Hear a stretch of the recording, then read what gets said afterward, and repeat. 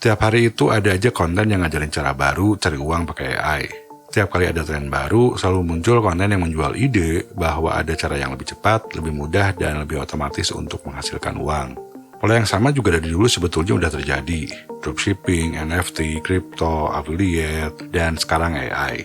Ini dari model bikin channel AI tanpa wajah, bikin produk digital pakai AI, sampai bikin AI agent. Dan hampir semuanya terdengar menjanjikan. Beberapa memang valid, tapi nggak semua model bisnis AI itu sama. Yang terdengar paling mudah belum tentu yang paling menguntungkan. Dan yang paling ramai dibicarakan belum tentu yang paling layak untuk dibangun. Sementara yang jarang dibicarakan, justru ada yang bisa bertahan lebih lama.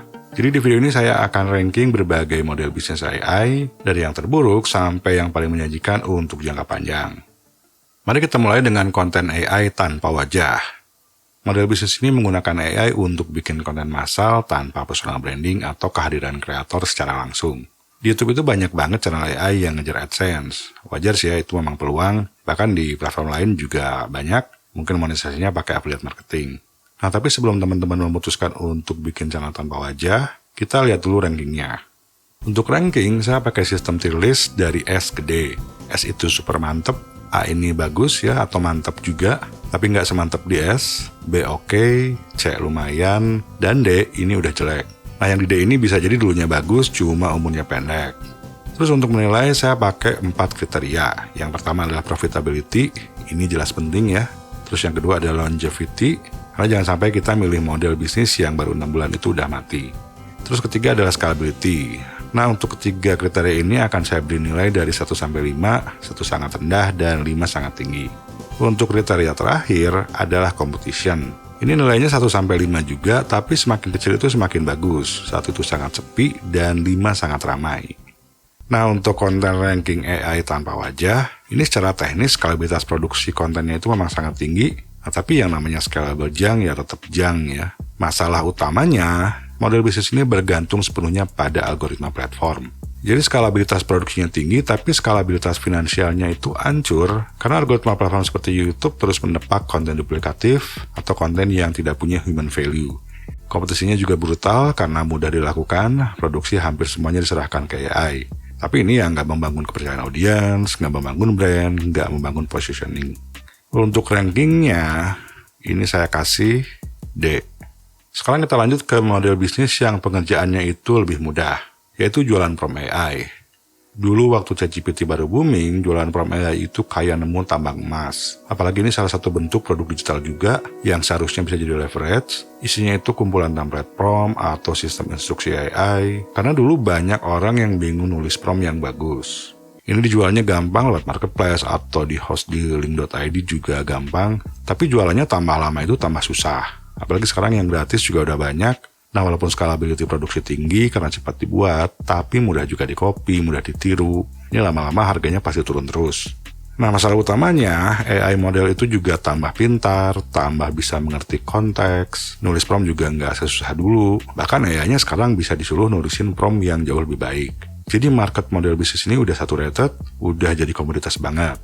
Nah, menurut saya, kumpulan prompt seperti ini lebih cocok dijadiin bonus produk atau dijadiin lead magnet gratis aja. Contohnya di produk saya, sistem 1 orang, kumpulan prompt itu saya jadikan salah satu dari bagian produk saja. Dan selain itu juga saya tambahin bonus lain, ditambah lagi ada update berkala tanpa nambah biaya. Nah, jadi kalau cuma jualan prompt AI doang, ini memang sedikit lebih baik daripada konten AI tanpa wajah, tapi karena kondisi saat ini, saya kasih ranking D. Ya bisa dibilang D+ lah ya. Nah, zaman sekarang banyak bisnis digital itu ingin punya AI chatbot. Hampir saat tanya di suatu website atau aplikasi itu yang jawab juga AI.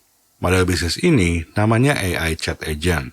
AI Chat Agent ini kegunaannya untuk customer support, lead, FAQ, atau asisten di website dan juga aplikasi. Model bisnis ini memang punya nilai karena banyak bisnis telat balas chat, overwhelmed dengan customer support, dan bahkan juga banyak yang kehilangan leads. Model ini memungkinkan untuk dapat recurring revenue, bisa dapat tiap bulan ya dari customer yang sama, tapi sekarang sih udah mulai jadi komoditas. Diferensiasi juga mulai sulit, walaupun scalability produksinya itu lumayan cepat karena bisa direplikasi pakai template. Nah, cuma platform CRM, support desk, dan juga aplikasi seperti WhatsApp, itu juga udah nyediain built-in AI. Jadi kompetisinya itu tambah brutal. Ini tuh salah satu contoh model bisnis yang technically bagus, berpotensi jadi leverage, tapi sekarang mulai harus bersaing dengan aplikasi natifnya itu sendiri. Nah, untuk rankingnya, saat ini saya masih ke si B. Cuma kalau di masa depan terjadi persaingan harga, margin mulai tipis, itu bisa ngedrop ke C. Kita langsung lanjut ke AI Assisted Services. Namanya kedengeran keren, tapi ini intinya tuh adalah jual jasa tradisional. Contohnya jasa editing, desain, copywriting, atau ngelola sosmed ya. Intinya jasa yang bisa di-deliver lewat internet. Tapi pengerjaannya itu dibantu oleh AI supaya jadi lebih cepat. Ini modalnya rendah, monetisasi juga bisa cepat, marketnya juga udah terbentuk dari dulu, dan klien juga sebetulnya nggak peduli kita pakai AI atau enggak. Mereka peduli pada hasil. Nah, tapi skalabilitasnya itu sangat linear. Kalau ingin nambah omset, berarti kita harus nambah klien. Nah, dan itu berarti harus nambah jam kerja. Nah, terus persaingannya juga berdarah-darah karena jumlah freelancer itu juga terus bertambah dan mereka juga sekarang udah pastinya pakai AI. Tapi karena masih realistis dan bisa dijadikan batu loncatan, saya kasih C. Nah, sekarang kita mulai masuk ke bisnis yang uangnya lebih serius. Model bisnis ini disebut AI Consulting.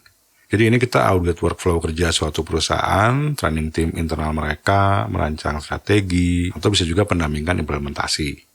Jadi ini market B2B, business to business, bisa masuk ke UMKM atau perusahaan besar, atau juga bisa main di niche yang lebih spesifik ya. Nah, potensi profitabilitasnya itu tinggi, corporate besar biasanya berani bayar mahal. Tapi sifat proyek umumnya putus, setelah staff mereka terlatih, kontrak kalian belum tentu diperpanjang. Terus scalingnya juga sulit, karena tetap harus menjual waktu, banyak konsultasi juga, mungkin harus ketemu, dan juga harus mendampingi. Kompetisinya masih belum terlalu tinggi, cuma ini butuh kemampuan komunikasi profesional dan reputasi juga harus bagus. Profitabilitasnya kuat, tapi scalability-nya terbatas. Ini saya taruh di tier B. Ini masih belum ke tier A ya. Model bisnis selanjutnya menurut saya lebih menarik. Kalau AI chat agent itu teks, AI voice agent mulai menggantikan interaksi telepon. Jadi AI voice agent ini adalah sistem AI berbasis suara yang bisa menerima telepon, booking appointment, menjawab pertanyaan, atau menangani customer service. Ya bisa dibilang ini resepsionis virtual.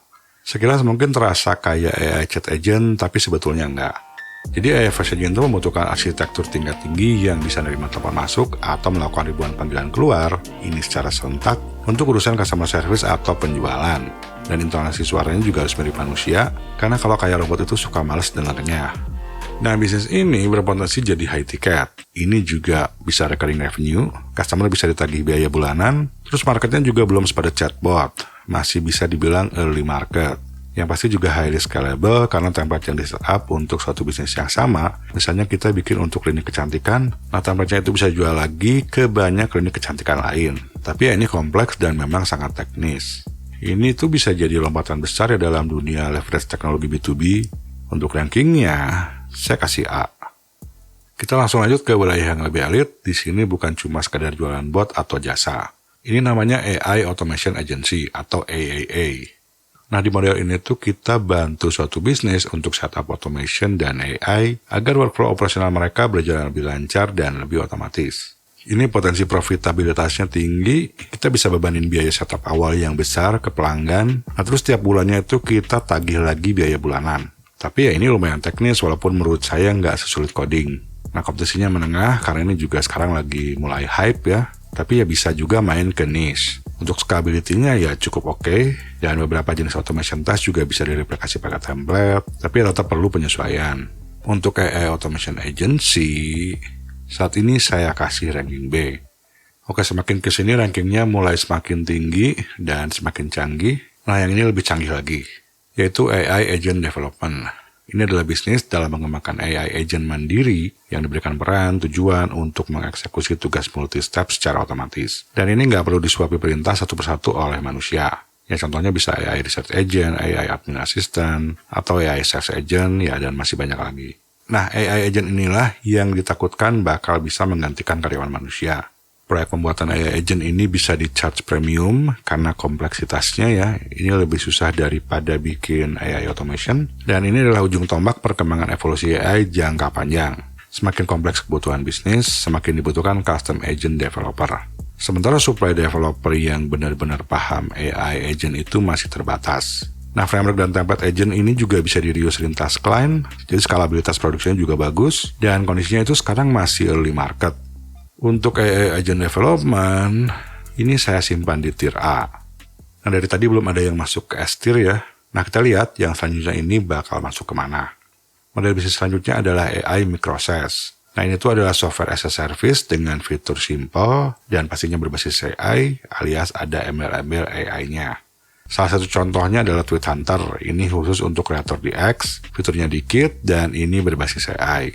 Nah, contoh lainnya adalah PDF AI. Ini juga niche. Ini khusus untuk chat dan structuring file PDF. AI microservices ini bukan SaaS yang butuh funding besar. Bisa dijalankan oleh tim kecil, bahkan bisa dijalankan sendirian juga ya kalau memang programmer. Marginnya bisa tinggi karena ini produk digital, terus bisa dapat monthly recurring revenue. Aplikasinya juga sederhana, jadi nggak perlu sewa banyak programmer. Kalau kalian adalah programmer, tentunya bisa bikin sendiri.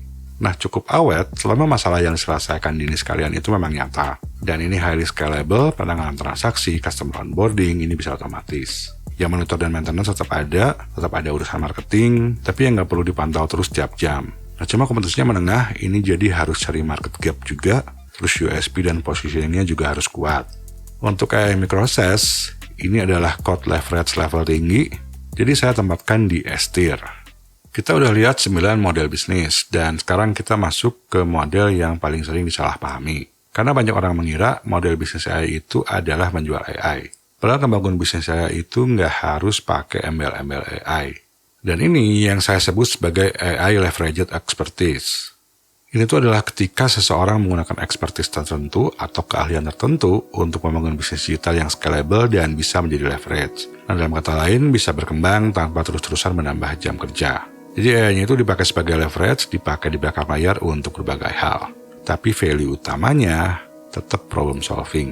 Ini juga bukan berarti harus jual produk edukasi seperti e-book atau kelas. Nah, saya sendiri adalah seorang web developer dan marketer. Nah, kalau di dalam sini saya memang bikin bisnis edukasi. Tapi di bisnis utama saya sebetulnya bukan edukasi. Nah, saya dan partner saya membangun Bersian.co yang merupakan email marketing platform untuk kreator solo yang modalnya minim. Coding dibantu AI, kualitas assurance dibantu AI juga, dan bikin konten udah pasti dibantu AI.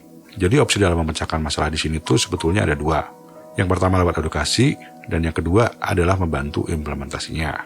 Nah, terus untuk jenis produknya juga sebetulnya nggak harus aplikasi, bisa juga jenis produk digital yang lain.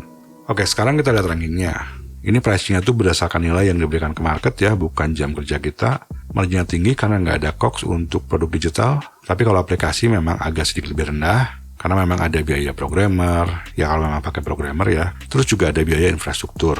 Nah, karena skalabilitasnya tinggi, ini kita bisa jual lebih dari satu produk sekaligus, bisa bikin sales funnel yang bagus. Kompetisi pasti ada, tapi bisa diturunkan dengan positioning dan USP yang kuat. Dan di sini juga kita nggak jualan ke semua orang ya, tapi jual produk spesifik ke audiens spesifik. Nah, tipsnya, target audiens spesifik yang punya banyak duit dan punya masalah. Karena ini menurut saya model yang paling defensible, scalable, dan sustainable, AI leveraged expertise ini saya taruh di S tier. Sekarang pertanyaannya, apakah ada jaminan bisa berhasil kalau milih model bisnis yang ada di tier A atau di tier S? Nah, sayangnya nggak ada jaminan bisa berhasil.